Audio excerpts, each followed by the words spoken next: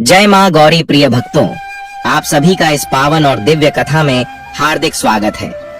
आज का यह दिन अत्यंत शुभ और कल्याणकारी है, क्योंकि जो भी भक्त आज के दिन सच्चे मन, पूर्ण श्रद्धा और अटूट विश्वास के साथ माँ गौरी की इस पावन कथा को सुनता है, उसकी हर मनोकामना अवश्य पूर्ण होती है। माँ गौरी, जो प्रेम, करुणा, सौभाग्य और पवित्रता की साक्षात प्रतिमूर्ति है, अपने भक्तों के जीवन से हर दुख, हर बाधा और हर कष्ट को दूर कर देती है। उनकी कृपा से जीवन में सुख, शांति और समृद्धि का वास होता है। भक्तों, यह कथा केवल शब्दों का समूह नहीं है, बल्कि यह एक दिव्य शक्ति का प्रवाह है, एक ऐसी आध्यात्मिक यात्रा जो हमें अंधकार से प्रकाश की ओर ले जाती है और माँ के आशीर्वाद से जोड़ती है। शास्त्रों में कहा गया है कि अधूरी कथा सुनने से अधूरा फल प्राप्त होता है। इसलिए आप सभी से विनम्र निवेदन है कि इस कथा को अंत तक अवश्य सुने, ताकि आपको इसका पूर्ण पुण्य और माँ गौरी का आशीर्वाद प्राप्त हो सके। तो आइए अपने मन को शांत करें, अपने हृदय के द्वार खोलें और भक्ति के उस दिव्य सागर में प्रवेश करें, जहाँ माँ गौरी की असीम कृपा आपका इंतजार कर रही है। अगर आप सच्चे भक्त हैं तो कमेंट में जय माँ गौरी अवश्य लिखें। वीडियो को लाइक करें और हमारे महाकाल पावर चैनल को सब्सक्राइब करना न भूलें, ताकि आपको ऐसी ही दिव्य और चमत्कारी कथाएं निरंतर मिलती रहें।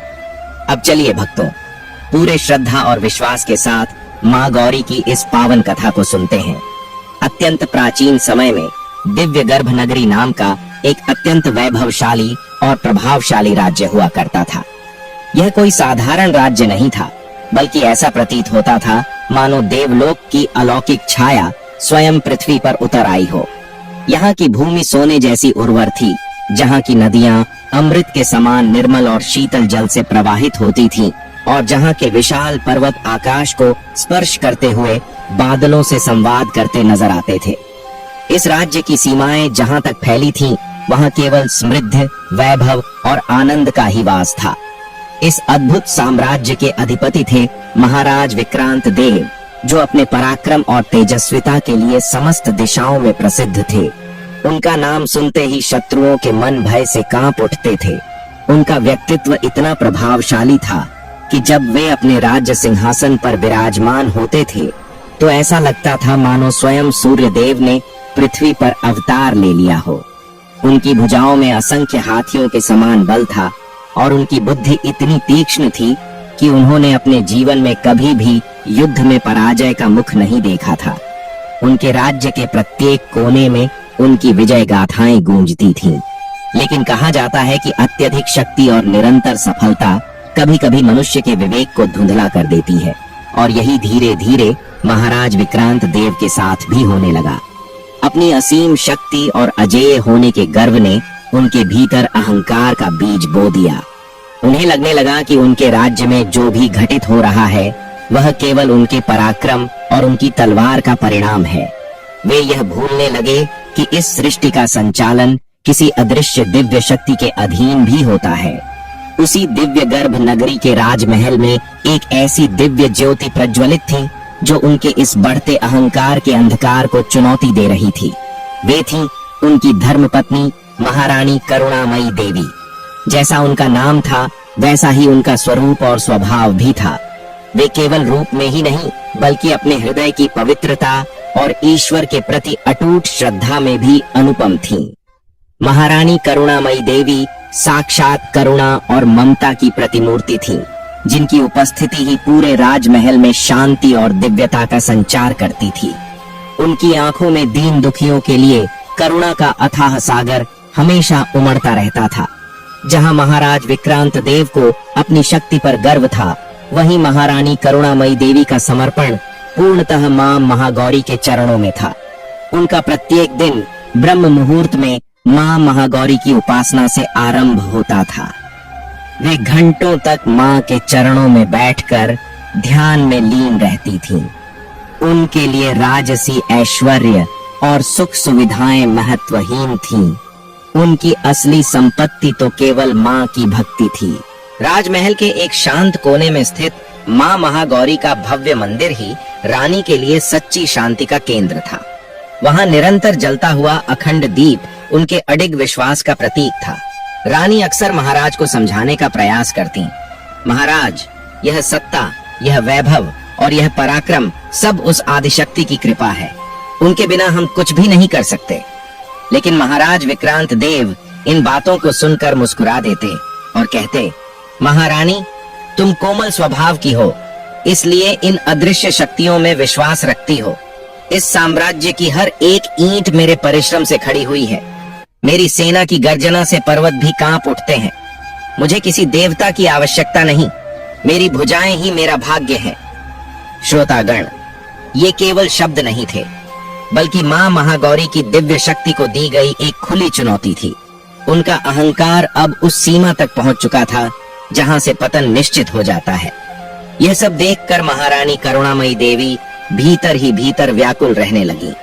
वे निरंतर मां से प्रार्थना करती, हे मां, मेरे स्वामी को क्षमा करना, उन्हें सद्बुद्धि देना, इससे पहले कि उनका अहंकार इस समृद्ध राज्य को नष्ट कर दे। अब पूरे दिव्य गर्भ नगरी की प्रजा भी इस परिवर्तन को महसूस करने लगी थी। महाराज का स्वभाव कठोर होता जा रहा था। न्याय करते समय भी उनमें अहंकार झलकने लगा था। वे दान और धर्म को कमजोर लोगों का कार्य समझने लगे थे। नगर की गलियों में जहां पहले शंख और मंत्रों की ध्वनि गूंजती थी, वहां अब केवल उनके झूठे गुणगान सुनाई देने लगे थे। प्रकृति भी मानो इस बदलाव से अप्रसन्न हो उठी थी। पक्षियों का कलरव कम हो गया था और हवाओं में एक अनजानी बेचैनी फैलने लगी थी। एक संध्या, जब सूर्य अस्त होते हुए आकाश को लालिमा से भर रहा था, महारानी करुणामयी देवी मां महागौरी की आरती में लीन थीं। उसी समय महाराज विक्रांत देव वहां पहुंचे। मां की शांत मूर्ति और रानी की गहरी भक्ति को देखकर उनके चेहरे पर उपहास झलक उठा। उन्होंने कहा, महारानी, आज भी तुम इस निर्जीव मूर्ति के सामने अपना समय नष्ट कर रही हो? सुनो, कल मैं एक नए राज्य पर चढ़ाई करने जा रहा हूँ और अपनी शक्ति से उसे भी दिव्य गर्भ नगरी का अधीन बना दूंगा। तुम्हारी ये प्रार्थनाएं मेरे रथ के घोड़ों की गति के सामने कुछ भी नहीं है। महारानी करुणामयी देवी की आंखों से आंसू बह निकले। उन्होंने हाथ जोड़कर विनम्र स्वर में कहा, महाराज, मां की शक्ति का उपहास मत कीजिए। वे जितनी दयालु हैं, उतनी ही प्रचंड भी हैं। जब अहंकार अपनी सीमा पार कर जाता है, तब उनका न्याय प्रारंभ होता है। आप युद्ध पर जा रहे हैं, कम से कम मां का आशीर्वाद तो ले लीजिए। लेकिन महाराज विक्रांत देव ठहाका लगाकर हंसे और बिना पीछे देखे वहां से चले गए। उन्हें यह आभास भी नहीं था कि जिस अहंकार के रथ पर सवार होकर वे विजय की ओर बढ़ रहे हैं, वही उन्हें विनाश की गहरी खाई की ओर ले जा रहा है, जहां से लौटना असंभव होता है। उस रात दिव्य गर्भ नगरी के आकाश में अचानक घने काले बादल छा गए। बिजली चमकने लगी और हवाओं ने भी अपना स्वरूप बदल लिया। यह केवल मौसम का परिवर्तन नहीं था, बल्कि मां महागौरी के क्रोध की आहट थी। अगली सुबह जैसे ही महाराज विक्रांत देव अपनी विशाल सेना के साथ प्रस्थान करने लगे, प्रकृति ने पहला संकेत दे दिया। उनका सबसे प्रिय और शक्तिशाली श्वेत अश्व, जिस पर सवार होकर उन्होंने अनेक युद्धों में विजय प्राप्त की थी, महल के द्वार पर ही अचानक लड़खड़ाकर गिर पड़ा और उसने प्राण त्याग दिए। यह दृश्य देखकर पूरी सेना में हलचल मच गई। सैनिक इसे अपशकुन मानने लगे, किंतु महाराज विक्रांत देव का अहंकार चरम पर था। उन्होंने तुरंत दूसरा घोड़ा मंगवाया और बिना किसी विचार के आगे बढ़ने का आदेश दे दिया। महल के झरोखे से महारानी करुणामयी देवी यह सब देख रही थीं। उनका हृदय अनहोनी की आशंका से कांप उठा। वे तुरंत मां महागौरी के चरणों में गिर पड़ी। उन्हें झांक था कि अब केवल मां की कृपा ही इस संभावित विनाश को रोक सकती है। परंतु जब भक्त पर मां का कोप आता है, तो वह भी उसके कल्याण के लिए ही होता है। अहंकार का टूटना आवश्यक था, क्योंकि वही वह आवरण है जो मनुष्य और ईश्वर के बीच दूरी बना देता है। जैसे जैसे सेना आगे बढ़ती गई, मार्ग में विचित्र बाधाएं आने लगीं। कहीं रास्ते अपने आप अवरुद्ध हो जाते, तो कहीं सैनिकों के अस्त्र शस्त्र अचानक निष्क्रिय होने लगते। लेकिन महाराज विक्रांत देव इन सबको संयोग मानकर अनदेखा करते रहे। उन्हें अपने बल और पराक्रम पर पूर्ण विश्वास था।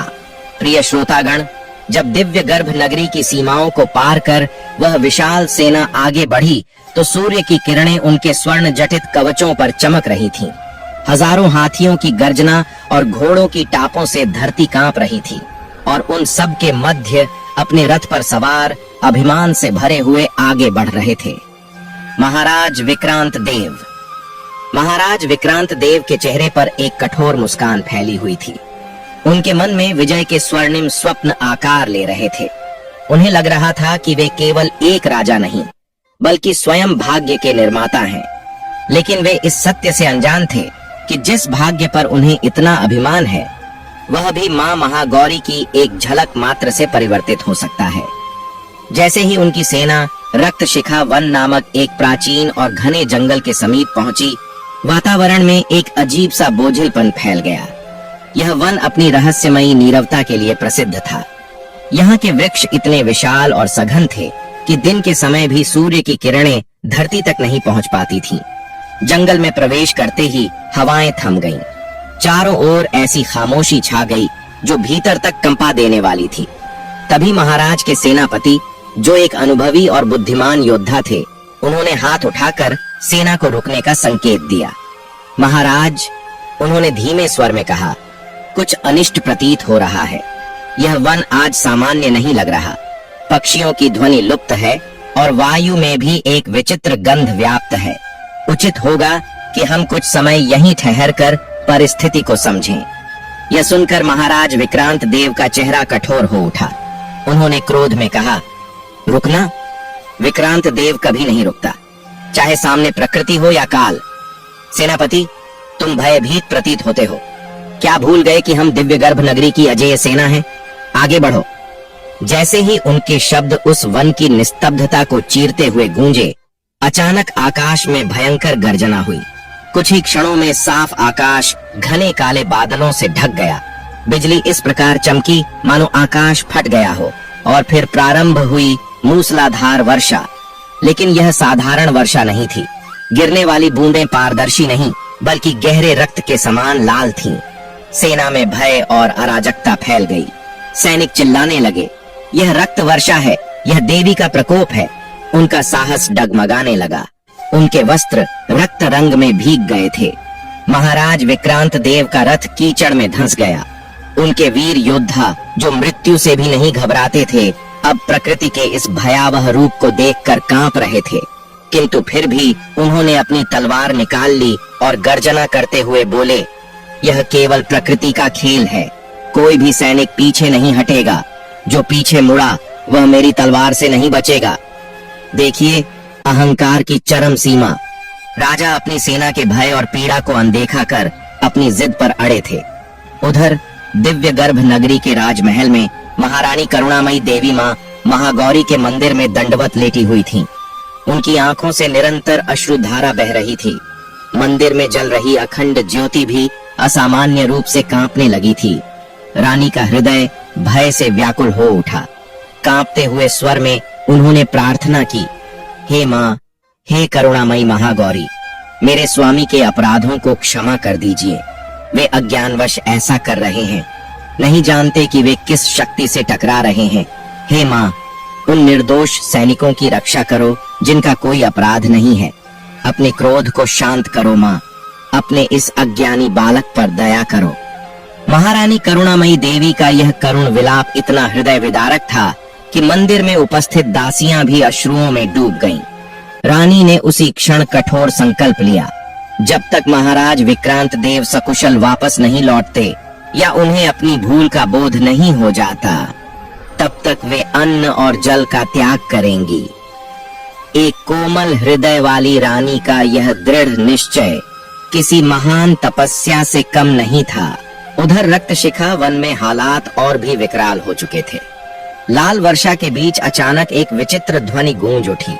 यह किसी पशु की गर्जना नहीं थी, बल्कि ऐसा प्रतीत हो रहा था मानो हजारों शंख एक साथ बज उठे हों। तभी उस घने अंधकार को चीरती हुई एक दिव्य प्रकाश रेखा प्रकट हुई। महाराज विक्रांत देव ने आंखें सिकोड़ कर देखा। उस प्रकाश के मध्य एक अत्यंत वृद्ध साधु खड़े थे। उनके शरीर पर भस्म लगी थी और उनकी आंखों में ऐसी तेजस्विता थी जिसे सहन करना भी कठिन था। राजा ने क्रोध में पूछा, कौन हो तुम और मेरे मार्ग में आने का साहस कैसे किया? साधु ने शांत किंतु गंभीर स्वर में उत्तर दिया, राजन, मैं बाधा नहीं, चेतावनी हूँ। लौट जाओ दिव्य गर्भ नगरी। तुम्हारे पीछे तुम्हारी पत्नी के आंसू और प्रजा की वेदना तुम्हें पुकार रही है। यह मार्ग विजय का नहीं, विनाश का है। जिस शक्ति पर तुम्हें घमंड है वह रेत के महल की तरह ढह जाएगी। माँ महागौरी तुम्हें अंतिम अवसर दे रही हैं। अपने अहंकार का त्याग करो और उनकी शरण में आओ। यह सुनकर महाराज विक्रांत देव जोर से हंस पड़े। एक साधु मुझे शिक्षा देगा? मेरी सत्ता अटल है, मेरी तलवार ही मेरा भाग्य लिखती है। यहाँ से चले जाओ, अन्यथा तुम्हारा अंत निश्चित है। अब साधु की आंखों में करुणा के स्थान पर प्रचंड तेज चमक उठा। उन्होंने गंभीर स्वर में कहा, अहंकारी राजा, जब विनाश का समय आता है तो बुद्धि भी विपरीत हो जाती है। आज से तुम्हारी हर जीत हार में बदल जाएगी। तुम जो भी स्पर्श करोगे वह राख बन जाएगा और तुम्हें तब तक शांति नहीं मिलेगी जब तक तुम्हारा मस्तक माँ के चरणों में नहीं झुकेगा। इतना कहकर वह साधु अचानक अंतर्ध्यान हो गए। राजा ने उन्हें पकड़ने का प्रयास किया, पर वहां केवल धुएं की एक हल्की परत रह गई थी। उसी क्षण पीछे से एक हृदय चीर देने वाली चीख सुनाई दी। महाराज विक्रांत देव तुरंत मुड़े और जो दृश्य उन्होंने देखा उससे उनका हृदय कांप उठा। उनका इकलौता पुत्र राजकुमार दिव्यांश, जो चोरी छिपे सेना के साथ युद्ध सीखने आया था, एक विशाल वृक्ष की गिरी हुई शाखा के नीचे दबा पड़ा था। दिव्यांश! राजा की गर्जना पूरे वन में गूंज उठी। वे दौड़ते हुए अपने पुत्र के पास पहुंचे। राजकुमार रक्त से लथपथ था और उसकी सांसें धीमी होती जा रही थीं। राजा ने अपनी पूरी शक्ति लगाकर उस भारी शाखा को उठाने का प्रयास किया, लेकिन जिस राजा को अपनी भुजाओं के बल पर इतना अभिमान था, अब वही असहाय होकर संघर्ष कर रहा था। आज वही राजा एक साधारण लकड़ी का टुकड़ा तक नहीं हिला पा रहा था। महाराज विक्रांत देव जितनी शक्ति लगाते वह भारी शाखा उतनी ही बोझिल होती जाती। तभी राजकुमार दिव्यांश ने कांपते हुए अपने पिता का हाथ थाम लिया और धीमे स्वर में कहा, पिताजी, शायद माँ हमसे रुष्ट हैं। माता करुणामयी सही कहती थीं, असली शक्ति कहीं और है। इतना कहकर राजकुमार की आंखें सदा के लिए बंद हो गईं। प्रिय श्रोतागण, जरा उस पिता की स्थिति की कल्पना कीजिए जो समस्त संसार को जीतने निकला था, लेकिन अपने ही सामने अपने पुत्र को खो बैठा। महाराज विक्रांत देव के हाथ कांप उठे। उनके अहंकार की विशाल दीवार में पहली दरार पड़ चुकी थी, लेकिन क्या यह पीड़ा उन्हें झुकने पर विवश करेगी, या फिर पुत्र वियोग का यह दुख उनके भीतर प्रतिशोध की ऐसी ज्वाला प्रज्वलित करेगा जो सब कुछ भस्म कर दे। रक्त शिखा वन अब और भी भयावह प्रतीत हो रहा था। वर्षा थम चुकी थी, लेकिन चारों ओर पसरा सन्नाटा किसी आने वाले तूफान का संकेत दे रहा था। राजा अपने पुत्र के निर्जीव शरीर के पास बैठे थे। उनकी आंखों में आंसू नहीं थे, बल्कि एक भयंकर प्रतिशोध की अग्नि जल रही थी। उन्होंने आकाश की ओर देखते हुए गर्जना की, यदि यह तुम्हारी लीला है तो सुनो, मैं अब नहीं रुकूंगा। तुमने मेरा पुत्र छीना है, अब मैं तुम्हारी इस सृष्टि को ही नष्ट कर दूंगा। उस निर्जन वन में सन्नाटा इतना गहरा था कि राजा की अपनी सांसें भी उन्हें किसी प्रहार जैसी प्रतीत हो रही थीं। उनके सामने उनका वंशज, उनका एकमात्र पुत्र राजकुमार दिव्यांश निष्प्राण पड़ा था। वे हाथ जो विशाल अस्त्रों को सहजता से उठाते थे, आज अपने ही पुत्र के ठंडे शरीर को छूने का साहस नहीं जुटा पा रहे थे। उनकी आंखों में अब करुणा नहीं, बल्कि एक कठोर पत्थरीली चमक थी जो आने वाले विनाश का संकेत दे रही थी। सेना के सैनिक दूर खड़े कांप रहे थे। किसी में इतना साहस नहीं था कि राजा के समीप जाकर उन्हें सांत्वना दे सके। तभी राजा की गर्जना गूंजी, उठाओ इसे, मेरे पुत्र को पालकी में रखो, हम वापस दिव्य गर्भ नगरी लौटेंगे। और सुन लो, यह हार नहीं है, यह केवल एक विराम है, एक भयानक प्रतिशोध से पहले का। सैनिकों ने भारी मन से राजकुमार के पार्थिव शरीर को उठाया। वह दृश्य इतना वेदनापूर्ण था कि वन के पशु पक्षी भी मानो मौन हो गए। जब यह शोक से टूटी हुई सेना दिव्य गर्भ नगरी की सीमाओं में प्रवेश कर रही थी, तब वहां का वातावरण पूरी तरह बदल चुका था। जिस नगर में कभी उत्सव की तैयारियां हो रही थीं, अब वहां शोक की गहरी छाया फैल चुकी थी। अब दिव्य गर्भ नगरी में उत्सव नहीं, बल्कि शोक का साया छा चुका था।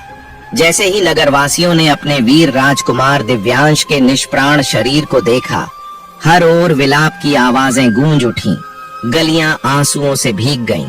लेकिन महाराज विक्रांत देव, वे बिल्कुल शांत, एक पत्थर की प्रतिमा की तरह अपने रथ पर बैठे थे।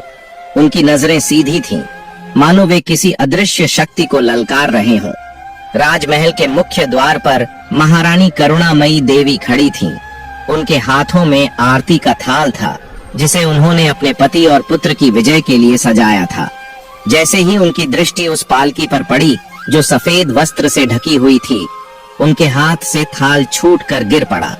पीतल के पात्र की गूंज पूरे महल में फैल गई और आरती का दीप बुझ गया। उनके पैरों तले जमीन खिसक गई। वे भागती हुई पालकी तक पहुंची और जैसे ही उन्होंने वस्त्र हटाया, एक ऐसी चीख निकली जिसने पूरे महल को कंपा दिया। दिव्यांश, मेरे लाल, आंखें खोलो बेटा, देखो तुम्हारी माँ आई है। उनका विलाप इतना हृदय विदारक था कि वहां उपस्थित हर व्यक्ति की आंखें नम हो गईं। वे बार बार अपने पुत्र के चेहरे को चूमती, उसके बालों को सहलाती और उसे पुकारती। तुम तो अपने पिता के साथ वीर बनने गए थे, फिर यह कैसी नींद में सो गए? उठो बेटा, देखो तुम्हारी पसंदीदा खीर बनाई है मैंने। क्या तुम अपनी माँ से बात नहीं करोगे? एक माँ का अपने पुत्र के शव पर विलाप, इससे बड़ा दुख कोई नहीं। महारानी करुणामयी देवी के आंसू राजकुमार दिव्यांश के वस्त्रों को भिगो रहे थे। अचानक वे पागलों की तरह उठीं और महाराज विक्रांत देव के पास जाकर उनके वस्त्र पकड़कर उन्हें झकझोरने लगीं। महाराज, मेरे पुत्र को क्या हुआ? आप तो उसे वीर बनाने ले गए थे, फिर उसे शव बनाकर क्यों लाए? बोलिए, चुप क्यों हैं आप? राजा ने उनके हाथ झटक दिए। उनके स्वर में जरा भी करुणा नहीं थी। यह सब तुम्हारी उस देवी का परिणाम है, रूप मंजरी, जिसकी तुम दिन रात पूजा करती हो। उसी महागौरी ने मेरे पुत्र की बलि ली है, क्योंकि मैंने उसके आगे सिर नहीं झुकाया। उसने छल किया है मेरे साथ। लेकिन सुन लो, आज से इस राज्य में उस देवी का नाम लेने वाला भी जीवित नहीं रहेगा। यह सुनकर महारानी करुणामयी देवी स्तब्ध रह गईं। महाराज, आप क्या कह रहे हैं? माँ तो करुणा की मूर्ति है, वे किसी का अहित कैसे कर सकती हैं? यह हमारे कर्मों का फल है।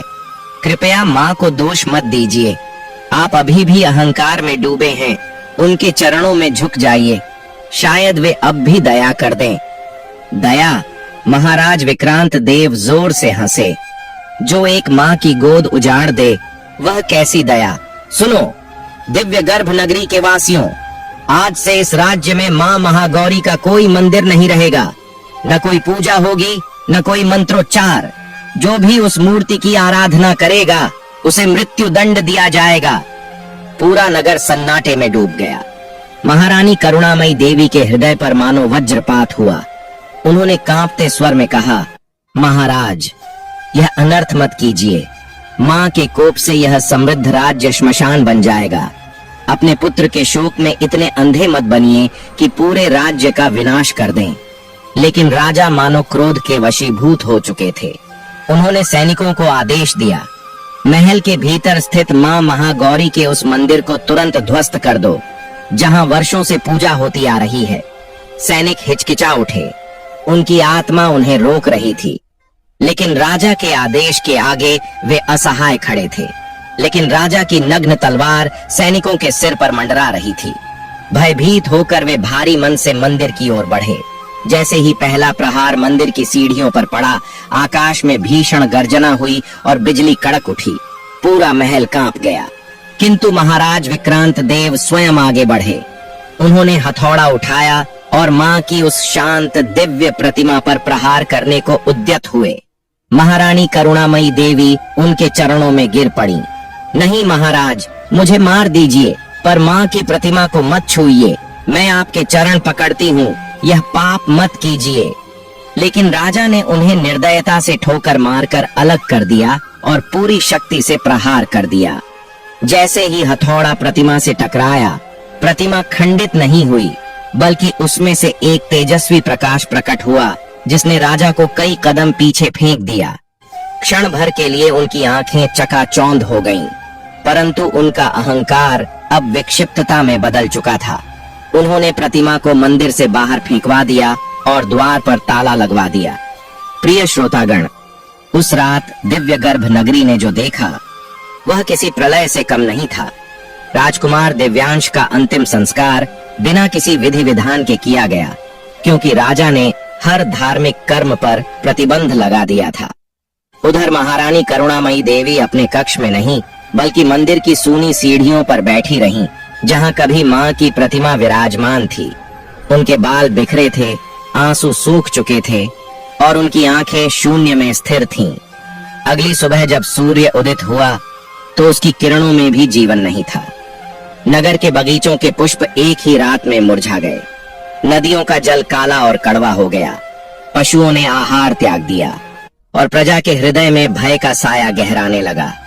लोग धीमे स्वर में कहने लगे, राजा ने स्वयं आदिशक्ति को ललकारा है, अब इस राज्य का विनाश निश्चित है। उधर महाराज विक्रांत देव ने स्वयं को अपने कक्ष में बंद कर लिया था। वे बार बार अपने हाथों को देख रहे थे। उन्हें ऐसा प्रतीत हो रहा था मानो उनके हाथ जल रहे हों। हर ओर उन्हें वही साधु की वाणी सुनाई देती, तुम जो भी स्पर्श करोगे वह राख बन जाएगा। प्यास से व्याकुल होकर उन्होंने जल का पात्र उठाया, लेकिन जैसे ही उनके होंठ उससे स्पर्श हुए, जल उबलते तेल की भांति तपने लगा।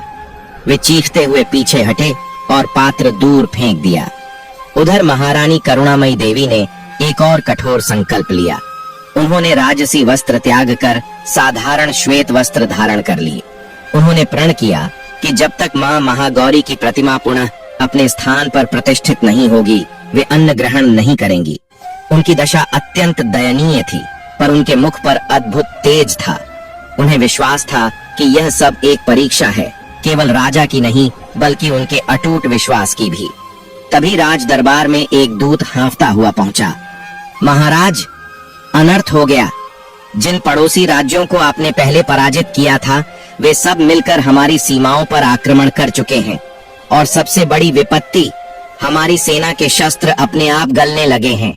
घोड़े युद्ध भूमि में खड़े होने से इनकार कर रहे हैं। महाराज विक्रांत देव ने अपनी तलवार उठाई, लेकिन जैसे ही उन्होंने उसे म्यान से बाहर निकाला, वह ठोस इस्पात की धार उनके हाथों में ही मिट्टी बनकर बिखर गई। उनके पैरों तले की जमीन खिसक गई। क्या सचमुच वह श्राप प्रभावी हो चुका था? क्या उनकी अपार शक्ति वास्तव में समाप्त हो रही थी? प्रिय श्रोतागण, दिव्य गर्भ नगरी के राज दरबार में पसरा सन्नाटा किसी श्मशान से भी अधिक भयावह था। महाराज विक्रांत देव के हाथ में उनकी अजेय तलवार अब केवल धूल का ढेर बन चुकी थी। संदेशवाहक के शब्द उनके मन में तीर की भांति चुभ रहे थे। महाराज, हमारी सीमाएं टूट रही हैं। शत्रु सेना टिड्डियों की तरह बढ़ती चली आ रही है और हमारे सैनिकों की भुजाएं उनका साथ नहीं दे रही। राजा पागलों की तरह चिल्लाए और अपने सिंहासन को पकड़ लिया। वह सिंहासन जो कभी उनके गौरव का प्रतीक था, अब उन्हें किसी बंधन जैसा प्रतीत हो रहा था। उन्होंने मंत्रियों की ओर देखा, सभी के सिर झुके हुए थे।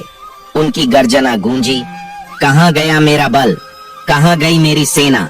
क्या एक मूर्ति को तोड़ने का दंड इतना भयानक हो सकता है? नहीं, मैं विक्रांत देव हूँ। मैं भाग्य को भी बदल सकता हूँ। परंतु उसी क्षण उनकी वास्तविकता सामने आ गई। उनका कंठ प्यास से सूख रहा था। उन्होंने पास रखे स्वर्ण कलश से जल पीने के लिए हाथ बढ़ाया, लेकिन जैसे ही उनकी उंगलियां उससे स्पर्श हुईं, वह शीतल जल धधकते अंगारों में बदल गया। राजा के हाथ झुलस गए। वे पीड़ा से तड़प उठे। एक ओर असहनीय प्यास, दूसरी ओर जलन की यातना। अब वे अपने ही महल में असहाय भटकने को विवश थे। उन्हें साधु की वह चेतावनी याद आने लगी, तुम जो भी छुओगे वह राख बन जाएगा। उधर महल के दूसरे छोर पर महारानी करुणामयी देवी की स्थिति अत्यंत दयनीय हो चुकी थी। उन्होंने अन्न और जल का पूर्ण त्याग कर दिया था। उनका तेजस्वी मुख अब पीला पड़ गया था, आंखें भीतर धंस गई थीं, किंतु उनमें मां महागौरी के प्रति अटूट विश्वास अब भी दीपक की लौ की तरह जल रहा था। वे उसी स्थान पर बैठी थीं, जहां कभी मां की प्रतिमा स्थापित थी। मंदिर अब खंडहर सा प्रतीत होता था, चारों ओर धूल जमी थी। फिर भी रानी अपने कांपते हाथों से उस स्थान को साफ कर रही थीं। धीमे टूटे हुए स्वर में वे प्रार्थना कर रही थीं, हे मां, मेरे स्वामी को क्षमा कर दो, वे अज्ञानवश ऐसा कर बैठे। उन्होंने आपका अपमान नहीं किया, बल्कि अपने ही विनाश को बुलाया है। उनकी सजा मुझे दे दो मां, पर मेरे सुहाग और इस प्रजा की रक्षा करो। उनकी यह करुण पुकार इतनी मार्मिक थी कि मानो महल की दीवारें भी रो उठीं। तभी वहां महाराज विक्रांत देव लड़खड़ाते हुए पहुंचे। उनके बाल बिखरे थे, वस्त्र अस्त व्यस्त थे और उनके चेहरे पर भय और क्रोध का विचित्र मिश्रण था। उन्होंने रानी को धूल में बैठे देखा और क्रोध से भरकर चिल्लाए, रूप मंजरी, देखो तुम्हारी इस भक्ति का परिणाम। मेरा पुत्र चला गया, मेरा राज्य नष्ट हो रहा है और मैं पानी की एक बूंद के लिए तड़प रहा हूँ। क्या यही है तुम्हारी देवी की करुणा? क्या यही उनका न्याय है? महारानी करुणामयी देवी ने धीरे से अपनी आंखें खोलीं। उनकी दृष्टि में क्रोध नहीं, बल्कि अपार करुणा थी। उन्होंने शांत स्वर में कहा, महाराज, मां वही दे रही हैं जो आपने स्वयं मांगा था। आपने कहा था कि आपकी भुजाएं ही आपका भाग्य हैं, इसलिए मां ने अपनी कृपा हटा ली और आपको आपके भाग्य पर छोड़ दिया। आपने उस शक्ति को पत्थर कहा, इसलिए आज सब कुछ आपके लिए पत्थर और राख बन गया है। मां क्रोधित नहीं है, वे तो केवल आपको यह दिखा रही हैं कि उनके बिना आपकी सत्ता एक तिनके के समान भी नहीं है। चुप रहो। महाराज विक्रांत देव ने क्रोध में दीवार पर प्रहार किया। मैं नहीं झुकूंगा। यदि यह राज्य नष्ट होना है तो हो जाए। यदि मुझे प्यासा मरना पड़े तो भी मैं उस शक्ति के आगे सिर नहीं झुकाऊंगा जिसने मेरा पुत्र मुझसे छीन लिया। प्रिय श्रोतागण, अहंकार की जड़ें कितनी गहरी होती हैं, यह इसी से स्पष्ट होता है। पुत्र वियोग ने उन्हें विनम्र नहीं बनाया, बल्कि उनके भीतर प्रतिशोध की ज्वाला और प्रचंड कर दी। वे यह भूल चुके थे कि जिस शक्ति को वे ललकार रहे हैं वह सृष्टि की मूल शक्ति है। उसी रात शत्रु सेना दिव्य गर्भ नगरी के द्वार तक पहुंच गई। चारों ओर हाहाकार मच गया। स्त्रियां अपने बच्चों को लेकर छिपने लगीं और पुरुष अपनी निष्क्रिय तलवारों के साथ रक्षा के लिए खड़े हो गए। आकाश से अग्नि वर्षा होने लगी।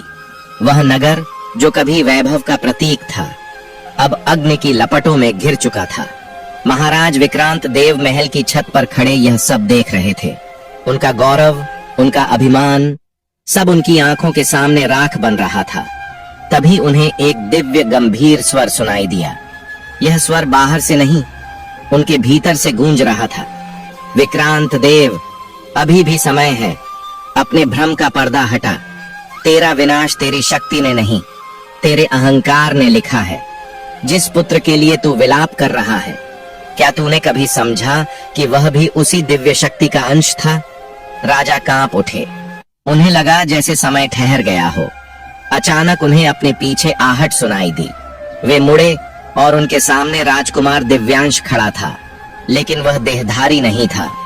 वह एक तेजस्वी दिव्य आभा से युक्त छाया था। दिव्यांश! राजा ने कांपते हुए हाथ फैलाए। उस छाया ने करुण स्वर में कहा, पिताश्री, मुझे शांति तभी मिलेगी जब आप अपनी हार स्वीकार करेंगे। आप मां महागौरी से नहीं, स्वयं से युद्ध कर रहे हैं। और देखिए, मेरी माता महारानी करुणामयी देवी, उनके प्राणों की ज्योति अब बुझने को है। आप अपने अहंकार के लिए अपनी पत्नी की भी बलि चढ़ा देंगे? इतना कहकर राजकुमार दिव्यांश की वह दिव्य छाया लुप्त हो गई। महाराज विक्रांत देव का हृदय जैसे किसी ने जकड़ लिया हो। वे व्याकुल होकर दौड़ते हुए उस मंदिर की ओर पहुंचे जहां महारानी करुणामयी देवी अचेत अवस्था में पड़ी थी। उनकी सांसें अत्यंत धीमी हो चुकी थीं। शरीर शीतल पड़ गया था। राजा ने उन्हें उठाने के लिए हाथ बढ़ाया, पर डर गए कहीं उनके स्पर्श से रानी भी राख न बन जाए। नहीं करुणामयी, मुझे छोड़कर मत जाओ। पहली बार उनकी आंखों से आंसुओं की धारा फूट पड़ी। वह कठोर सम्राट जिसने कभी आंसू नहीं बहाए थे, आज एक साधारण मनुष्य की तरह बिलख रहा था। उनके आंसुओं ने रानी के धूल से ढके चेहरे को भिगो दिया। प्रिय श्रोतागण, वह रात दिव्य गर्भ नगरी के इतिहास की सबसे निर्णायक घड़ी थी। खंडहर बने मंदिर में धूल और मलबे के बीच एक महान सम्राट घुटनों के बल बैठा था, अपनी अर्धांगिनी को बाहों में थामे। महारानी करुणामयी देवी की सांसें इतनी क्षीण हो चुकी थीं कि मानो वे किसी भी क्षण इस संसार को त्याग देंगी। बाहर शत्रु सेना की गर्जना, जलते नगर की लपटें, सब कुछ अपने चरम पर था। लेकिन राजा को अब न राज्य की चिंता थी न जीवन की। उन्हें केवल अपनी भूल का पश्चाताप था। करुणामयी, आंखें खोलो। उनका स्वर टूट रहा था। देखो, तुम्हारा वह अहंकारी पति आज हार गया है। मैं अपनी शक्ति पर गर्व करता था, पर आज मैं तुम्हारी एक सांस भी नहीं बचा पा रहा। मुझे क्षमा कर दो, मुझे छोड़कर मत जाओ। उनका विलाप उस वीरान मंदिर में गूंज रहा था। तभी कुछ बदलने लगा। चारों ओर फैली धूल और राख हल्की हल्की चमकने लगी। मंदिर के उसी गर्भगृह से जहां से प्रतिमा को अपमानित कर बाहर फेंका गया था, एक शीतल सुगंध फैलने लगी। चंदन और चमेली की मिली जुली महक। वह सुगंध युद्ध की दुर्गंध के बीच स्वर्गिक अनुभूति करा रही थी। राजा ने धीरे से रानी को भूमि पर लिटाया। उनकी अंतरात्मा उन्हें झकझोर रही थी। विक्रांत देव, जिस अहंकार ने तुझे यहाँ तक पहुंचाया, उसे त्याग दे। तेरी शक्ति तुझे नहीं बचा सकी। अब वही शक्ति तेरी अंतिम शरण है जिसे तूने पत्थर कहा था। अब उनका अभिमान पूरी तरह टूट चुका था। वे पागलों की तरह मंदिर के उस चबूतरे की ओर रेंगने लगे जहां कभी मां की प्रतिमा स्थापित थी। उन्होंने अपने फटे हुए राजसी वस्त्रों से उस धूल भरी जगह को साफ करना शुरू किया। उनके हाथ छिल गए, खून बहने लगा, लेकिन अब उन्हें दर्द का भी एहसास नहीं था। उनके हाथों से रक्त बह रहा था, लेकिन महाराज विक्रांत देव रुक नहीं रहे थे। वे अपने आंसुओं से उस पवित्र स्थान को धो रहे थे। प्रिय श्रोतागण, कल्पना कीजिए, वह राजा जिसने कभी किसी के सामने सिर नहीं झुकाया, आज वही मां के चरणों की धूल अपने मस्तक पर लगा रहा था। हे मां, हे करुणामयी महागौरी, उन्होंने पुकारा। मैं अपराधी हूं। मैंने अहंकार में अंधा होकर उस शक्ति का अपमान किया जिसने इस सृष्टि को रचा है। मैंने अपने पुत्र को खो दिया, अपनी प्रजा को संकट में डाल दिया, और आज मेरी पत्नी मृत्यु के द्वार पर खड़ी है। मां, मेरा अहंकार अब समाप्त हो चुका है। मेरी शक्ति नष्ट हो गई। मेरा अस्तित्व शून्य हो गया। यदि दंड देना हो तो मुझे भस्म कर दो, लेकिन मेरी करुणामयी को जीवन दान दे दो। इस निर्दोष प्रजा की रक्षा करो। ये प्रार्थना बनावटी नहीं थी, यह उनके अंतर्मन की सच्ची पुकार थी। जैसे जैसे वे प्रार्थना कर रहे थे, बाहर का कोहराम शांत होने लगा। शत्रु सेना जो द्वार तोड़ने ही वाली थी, वहीं स्थिर हो गई। हाथों में उठी तलवारें रुक गईं, घोड़ों की टाप थम गई, मानो समय स्वयं थम गया हो। तभी मंदिर के भीतर एक दिव्य श्वेत प्रकाश फैलने लगा। वह प्रकाश इतना शीतल था कि राजा के झुलसे हुए हाथ स्वतः स्वस्थ होने लगे। राजा ने ऊपर देखा और स्तब्ध रह गए। उस प्रकाश के मध्य साक्षात मां महागौरी का दिव्य स्वरूप प्रकट हो रहा था। श्वेत वृषभ पर विराजमान, एक हाथ में त्रिशूल, दूसरे में डमरू, और मुख पर ऐसी करुणामयी मुस्कान जो समस्त ब्रह्मांड के तेज को भी फीका कर दे। महाराज विक्रांत देव कांपते हुए भूमि पर गिर पड़े। उनका सारा अभिमान उस दिव्य प्रकाश के सामने तुच्छ हो गया। पुत्र विक्रांत, मां का स्वर गूंजा, उठो, तुम्हारा अहंकार जल चुका है, और जो जलकर शुद्ध होता है वही मेरे समीप आ सकता है। तुमने अपनी भूल स्वीकार की, यही तुम्हारी सच्ची विजय है।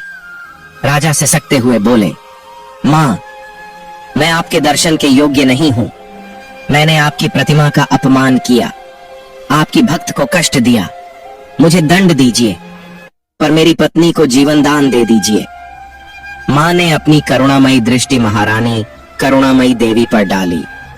उन्होंने अपना वृद्ध हस्त उठाया और एक दिव्य किरण रानी के हृदय में समा गई। क्षण भर में चमत्कार हुआ। रानी के चेहरे पर फिर से लालिमा लौट आई। उनकी रुकी हुई सांसें फिर से चलने लगीं। उन्होंने धीरे से आंखें खोली। जैसे ही उनकी दृष्टि मां के दिव्य स्वरूप पर पड़ी, उनकी आंखों से अश्रुधारा बह निकली। मेरी मां, वो उठने का प्रयास करने लगी।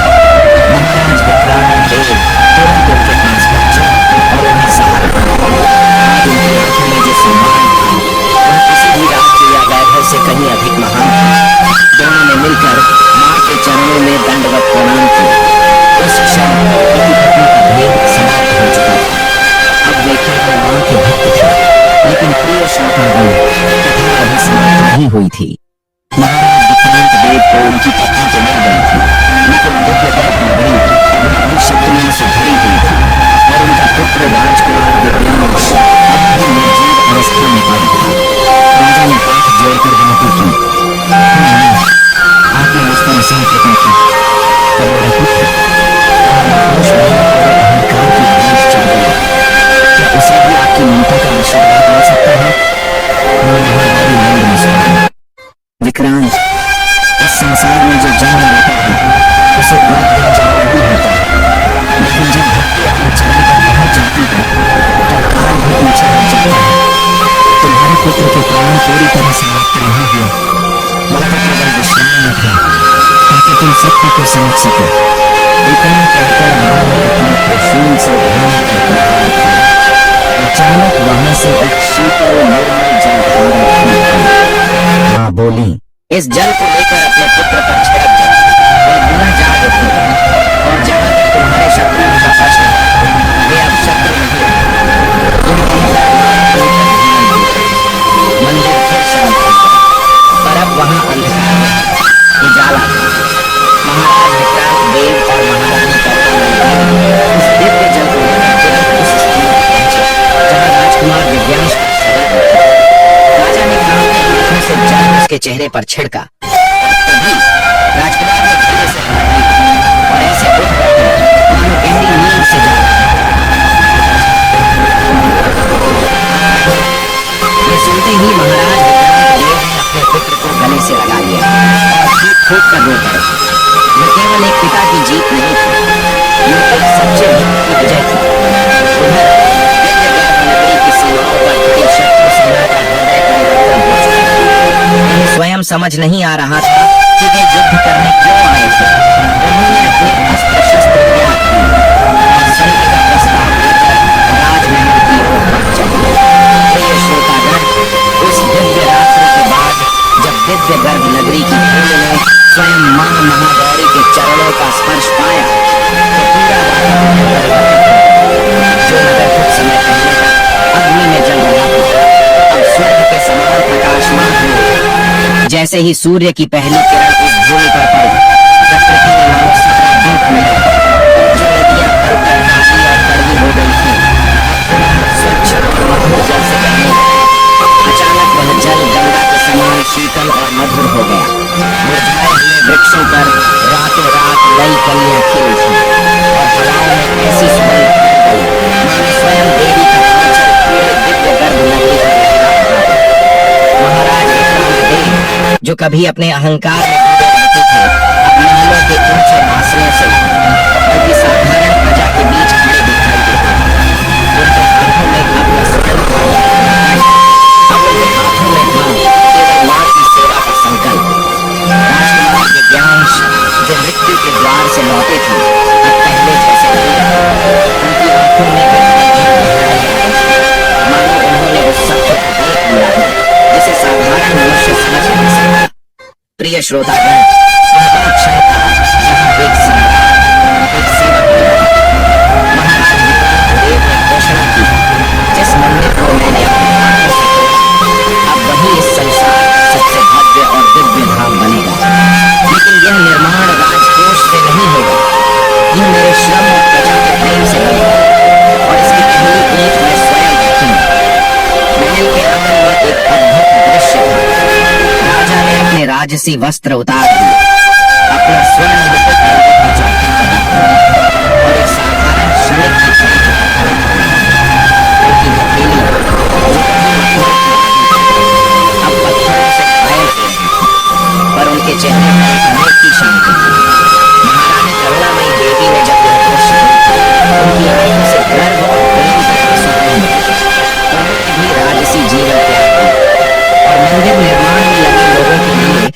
हाथों से भोजन बनाने लगे। वह महारानी थी, लेकिन अब वे मां की दासी बनकर आने वाले के चरण धो रही। शोभा यही भक्ति की शक्ति है, जो मनुष्य के भीतर के अहंकार को मिटाकर उसे दिव्यता के मार्ग पर ले जाती है। मंदिर का निर्माण तेजी से आगे बढ़ रहा था, लेकिन तभी एक नई परीक्षा सामने आई। एक दिन जब महाराज विक्रांत देव मंदिर के शिखर के लिए एक विशाल पत्थर उठा रहे थे, तभी वहां एक अत्यंत वृद्ध रोगग्रस्त व्यक्ति आया। उसके शरीर से दुर्गंध आ रही थी, वस्त्र फटे हुए थे और वह भूख से व्याकुल था। सैनिकों ने उसे रोकते हुए कहा, दूर हटो, क्या दिखाई नहीं देता? महाराज स्वयं कार्य कर रहे हैं, तुम्हारी उपस्थिति से वातावरण अपवित्र हो रहा है।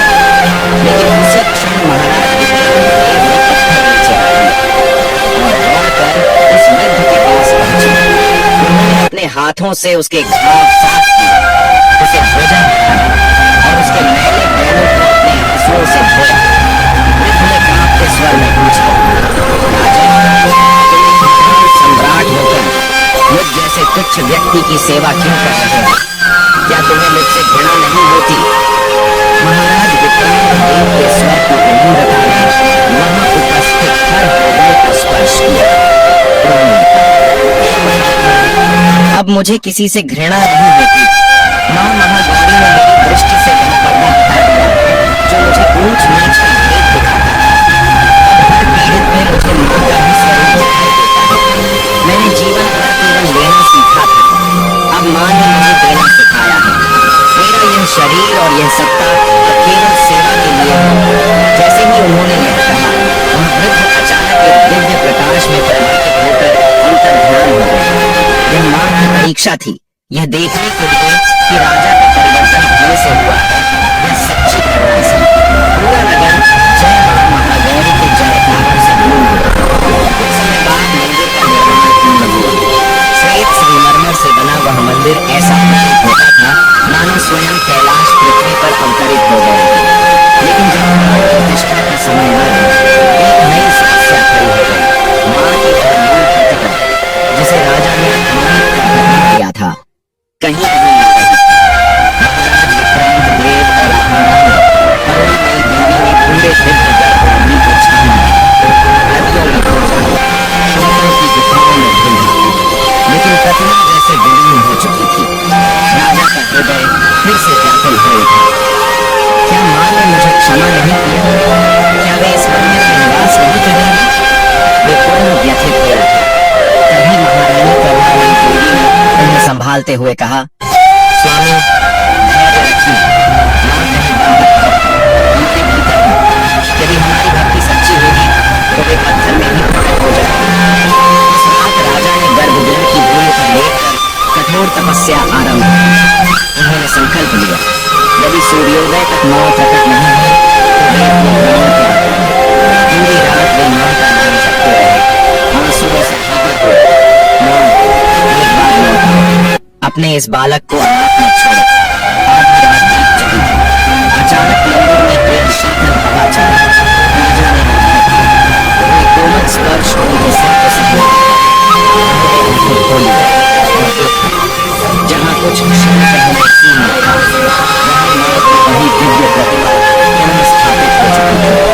उस प्रतिमा से निकलती ज्योति ने पूरे मंदिर को आलोकित कर दिया और तब एक अद्भुत दृश्य प्रकट हुआ। प्रतिमा के चरणों में शिलालेख उभरा, जिसमें महाराज विक्रांत देव के पश्चाताप और परिवर्तन की कथा अंकित थी।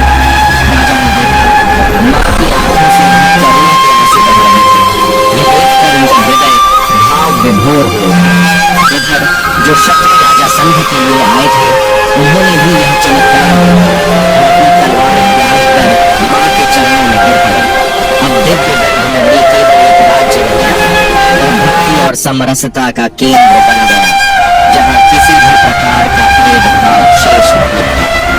महाराज विक्रांत देव ने पुत्र राजकुमार को पहुंचकर राज्य का उत्तराधिकारी बनाया और इसे एक अमूल्य शिक्षा दी। सत्ता भोग के लिए नहीं, संरक्षण के लिए होती।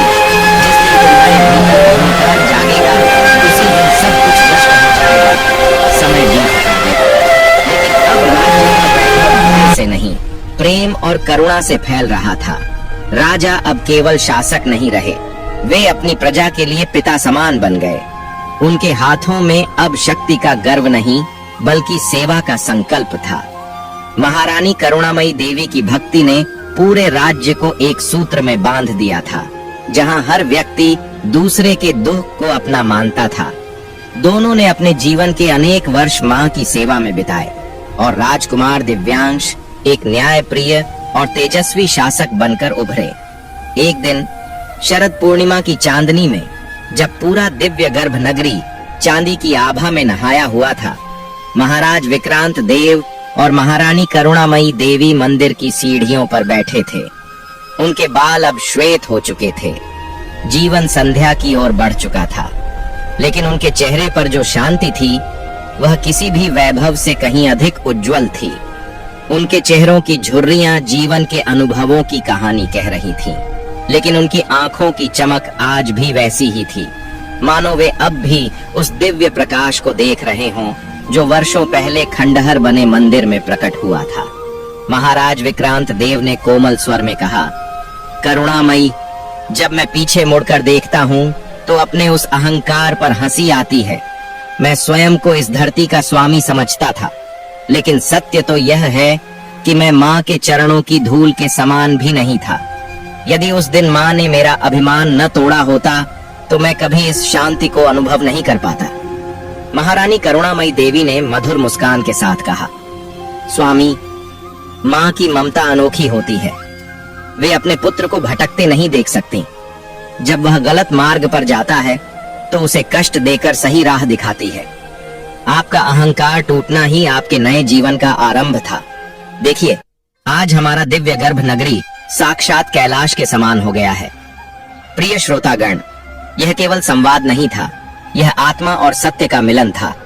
उसी रात महाराज विक्रांत देव को स्वप्न में मां महागौरी के दर्शन हुए। मां ने कहा, पुत्र विक्रांत, तुम्हारे पश्चाताप और सेवा ने तुम्हारे सभी पापों को भस्म कर दिया है। अब समय आ गया है कि तुम और करुणामयी इस संसार के बंधनों से मुक्त होकर मेरे धाम में आओ। कल सूर्योदय तुम्हारे मोक्ष का द्वार बनेगा।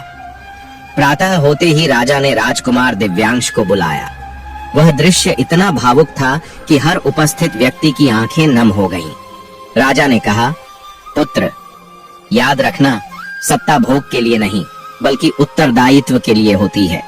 सच्चा राजा वह नहीं जो सिंहासन पर बैठता है, बल्कि वह है जो प्रजा के हृदय में बसता है। अहंकार से सदा दूर रहना, क्योंकि यही वह विष है जो स्वर्ण को भी मिट्टी बना देता है। और मां महागौरी की भक्ति, वही तुम्हारी सबसे बड़ी शक्ति होगी। महारानी करुणामयी देवी ने पुत्र के सिर पर हाथ रखकर आशीर्वाद दिया। इसके बाद दोनों ने राजसी आभूषण त्याग दिए और श्वेत वस्त्र धारण कर मंदिर की ओर प्रस्थान किया। पूरा दिव्य गर्भ नगरी सड़कों पर उमड़ पड़ा। हर कोई अपने प्रिय राजा रानी के अंतिम दर्शन के लिए व्याकुल था। लोग रो रहे थे, महाराज, हमें छोड़कर मत जाइए। लेकिन महाराज विक्रांत देव के चेहरे की शांति ने सबको शांत कर दिया। दोनों मंदिर के गर्भगृह में पहुंचे। महारानी करुणामयी देवी ने मां की अंतिम आरती उतारी। मंत्रों और शंख ध्वनि से पूरा वातावरण गूंज उठा। जैसे ही सूर्य की पहली किरण मंदिर के शिखर से होकर मां के चरणों पर पड़ी, एक अद्भुत चमत्कार हुआ। प्रतिमा से दिव्य प्रकाश निकला, जिसने पूरे गर्भगृह को आलोकित कर दिया।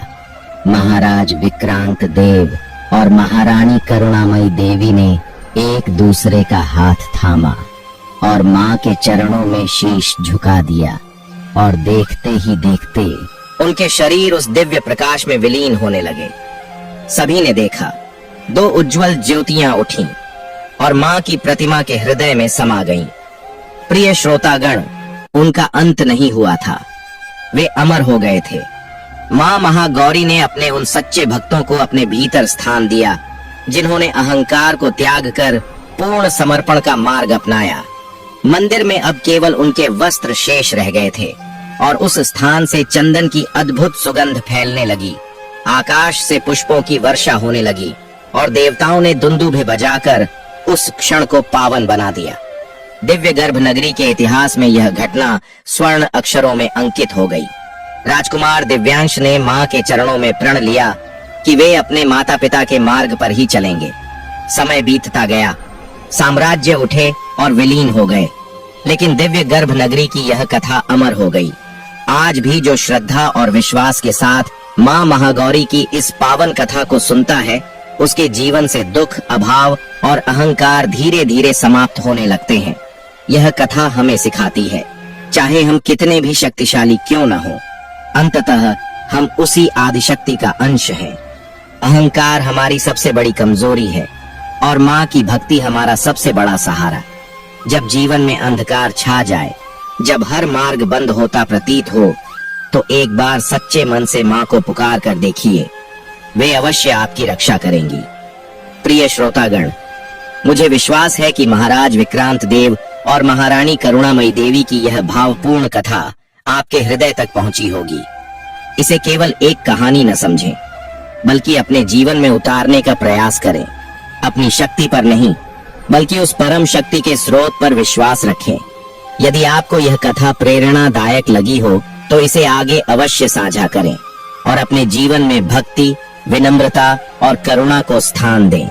मां महागौरी आप सभी पर अपनी कृपा बनाए रखें।